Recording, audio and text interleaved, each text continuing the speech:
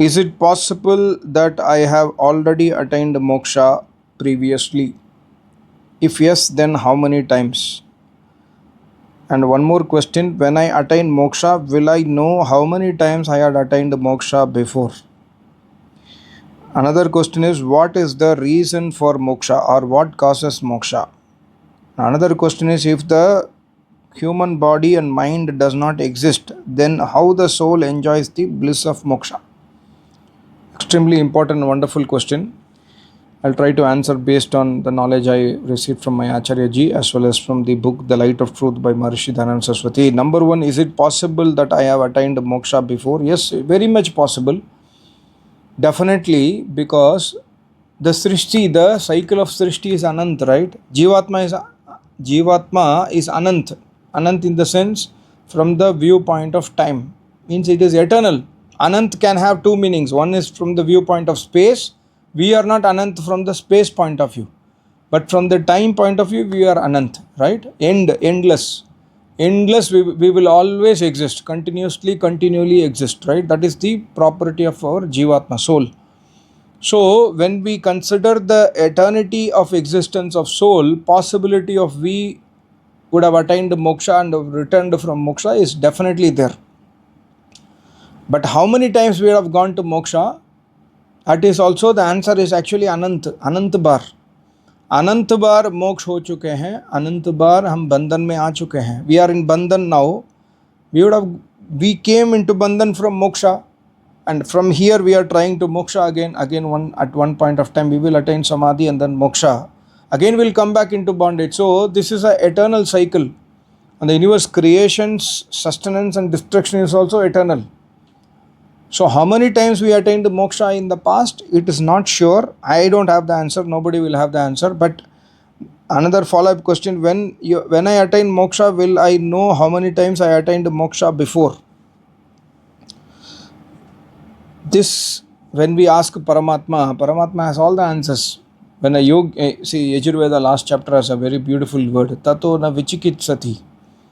When the yogi attains samadhi, at that point of time, at that stage of samadhi, see, samadhi happens when somebody is in body. That stage is called as Jivan Mukta. Mukta, but Jivit. And then after the yogi leaves the body, he is in moksha or emancipation or liberation, right? So the mantra says, when the yogi attains, when the Jivatma attains samadhi, at that stage, there is no question that is left unanswered by Paramatma. Paramatma answers everything. He gives the full wisdom and knowledge to that soul. So, when somebody attains moksha, will he know how many times before he had attained moksha? Maybe, may not be. If the Jivatma asks to Paramatma, Paramatma might tell the answer. But most of the time, there is no confusion or questions that remains when somebody attains samadhi. My Acharya used to say, when a yogi attains samadhi, all his questions are clarified. There is no sanshaya that exists within that yogi. The yogi is in ekdam blissful stage, param stage. So that's the answer for this. And another question is, what is the reason for moksha, or what is the cause of moksha? For this, I would ask you to refer to the book Light of Truth, chapter number 9. In my book, it is page number 394. Somebody asked the same question to Maharishi Dhanananda Saraswati. What causes emancipation? Emancipation means moksha. And what causes bondage? So Maharishi gives 6 beautiful points. Number 1, first and foremost point for moksha is, reason for moksha is obedience. See, Maharishi writes, emancipation is the result of the following. Number 1, obedience to the orders of Paramatma. Obedience to the orders of Paramatma. Orders of Paramatma are there in the Vedas. So, obedience to the order of Vedas, number 1. Number 2, avoidance of vices, VICES, vices. Avoidance of vices, ignorance, bad company, ill associations, and evil habits. Second point. Third point, truthfulness, benefaction, education, impartiality, justice, and promotion of righteousness. I repeat, truthfulness, benefaction, paropakari, education, learning vidya, impartiality, being impartial at all situation, with all people. Then justice, act with the just mind means in neutral sense, and then promotion of righteousness, promotion of Vedic Dharma to the world. This is the third reason for emancipation. The fourth one is God's worship, stuti, prarthana, upasana, appreciation, prayer, and realization, according to the methods dealt with above in this book.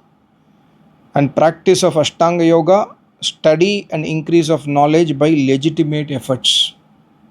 And the fifth point is utilization of the most excellent means.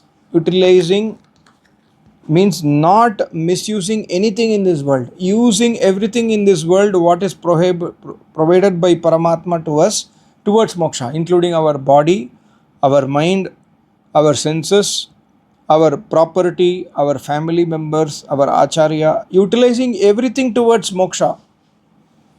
Utilizing our parents in the sense doing service to parents, doing service to acharya, taking care of the family, taking care of, doing paropakar to this world, taking care of our countries, everything, utilizing the utilization of the most excellent means. And the last point is doing everything that is to be done in an impartial, just and righteous manner. Means what? Doing everything that is to be done means following kartavya karma as per the ashrama. Brahmacharya ashram, we must do kartavya of the brahmachari. Grahastha ashram, we must do grahastha kartavya. Sitting in grahastha ashrama, we should not do the kartavya of a sannyasi. Sitting in grahastha ashrama, we should not ignore the kartavya of the grahastha. So doing everything that is to be done means that is to be done based on the situation where, like, if somebody is a sannyasi, he must or she must do the work of the sannyasi as mentioned in the Vedic Dharma. They cannot say that, okay, I am a sannyasi now, I am doing some other work, vanaprasthi work or grahastha work. No. Like, some sannyasis, they wear the robe of sannyasi, but they are doing business, they are manufacturing so many thousands of crores of business they are doing, they are saying that I am a sannyasi. That is not acceptable from the point of view of Paramatma. Those people will never get samadhi and moksha. So these 6 points are the causes of moksha, reason for attaining moksha. And what causes bondage? A conduct contrary to the delineated above. A conduct contrary to those 6 points and disobedience to God's orders contribute towards bondage. Extremely clear. Very, very clear answer by Maharishi Dayananda Saraswati. And last question I received on moksha is, if there is no body, if the body does not exist, then how the soul enjoys the bliss of moksha? I answered to the gentleman that, my acharya used to mention that at the time of moksha, means after samadhi, yogi attains samadhi. After attaining samadhi, the yogi lives in the body for several years. At one point of time, he has to leave the body because body will anyway die out, right? So when he leaves the body, when the yogi leaves the body, prati prasavaha, I made a video recently. Mind will go back to Prakriti. All the Panchabhutik Sharir will disappear, will collapse. It will be burnt here. But the yogi is Jivatma. Jivatma has got its natural attributes and natural quality. And the Jivatma will enjoy the bliss of moksha by his Swa-bhavik, Swa-sankalp Sharir. Acharya used to write in one of his book. And Maharishi also has written the same thing here. Maharishi answers, a question is asked to Maharishi, how does the soul enjoy pleasure and happiness? Maharishi writes, it maintains, that is, the soul maintains in fact all its natural attributes and natural capabilities, such as true conception, etc. Only corporeal association cease to exist. Corporeal association means association with the Prakriti made universe. We are all associated with the universe by the body, by the mind, by the prana, and all these are made from Panchabhuta. So, but the natural attributes and natural capability of the Jivatma exist. And Maharishi quotes Shatpata 14.4.2.7 Shrinuvan Shrotram Bhavati Sparshayan Tvag Bhavati Pashayan Chakshur Bhavati Rasayan Rasana Bhavati Jigran Ghranan Bhavati Ghranam Bhavati Manvano Mano Bhavati Bodhayan Buddhir Bhavati Chetayans chittam bhavati ahankurvano ahankaro bhavati. Means a sankalp matra se. Maharishi writes in the Emancipation, corporeal body and corporeal sense organs do not remain with the soul, but its natural pure propensities remains intact. In the moksha stage, the soul, through its own potentialities, assumes the ear when it wants to hear. Assumes the ear does not mean that the ear will be formed. But when the soul wants to listen to something, it is able to hear based on its own power, Swabhavik Sharir, Swabhavik Shakti. Similarly, Maharishi writes, it assumes the skin when it wants to feel. Skin does not mean this brown color skin what we are seeing. That capability will come to the Jivatma. Then eyes when it wants to no eyes when it wants to see. No, he has written eyes when it wants to smell. No, it's not eyes.